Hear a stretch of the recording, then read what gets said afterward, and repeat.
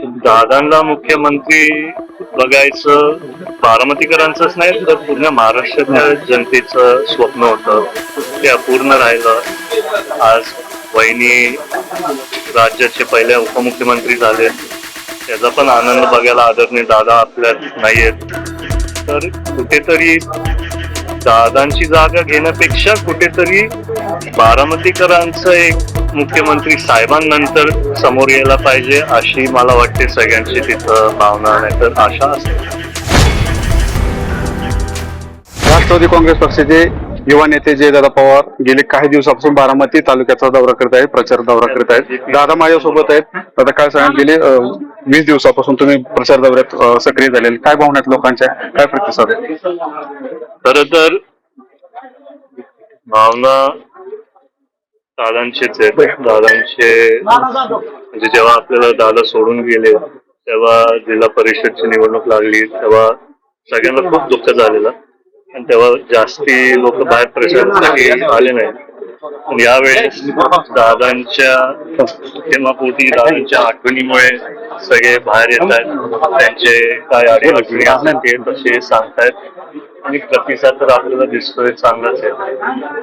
आणि सगळ्यांनी ही निवडणूक त्यांच्या मनावरती घेतली आहे की वहिनीला जास्तीत जास्त ठिकाणी निवडून आणायचं. दादा, कार्यकर्त्यांची इच्छा आहे की 2029ला बारामती तालुक्याचा आमदार म्हणून तुम्हाला पाहिजे इच्छा कार्यकर्ते दर्शवतात.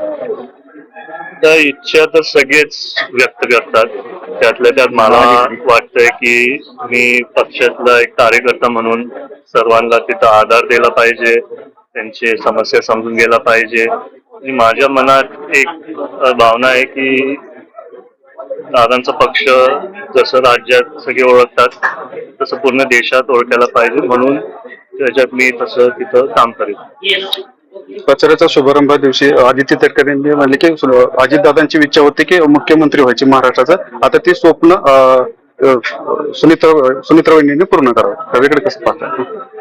दादांना मुख्यमंत्री बघायचं बारामतीकरांचंच नाही तर पूर्ण महाराष्ट्राच्या जनतेचं स्वप्न होतं. ते अपूर्ण राहिलं. आज वहिनी राज्याचे पहिले उपमुख्यमंत्री झाले. त्याचा पण आनंद बघायला आदरणीय दादा आपल्यात नाहीयेत.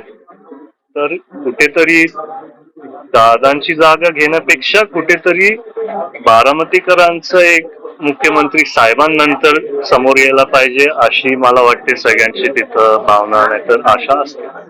शेवटचा प्रश्न दादा, 21 तारखेला सांगता सभा होत आहे. या सांगता सभेला महाराष्ट्रातले कोणते नेते येणार आहेत? 21 तारखेला माझ्या माहितीनुसार सीएम साहेब तर नक्कीच येणार आहेत. पक्षातले बाकीचे पण ज्येष्ठ नेते असतील. तर मला तर आतापर्यंत एवढीच माहिती आहे. पुढचं काय असेल मला उद्यापर्यंत नक्कीच कळेल. Times no Marathi, Prashant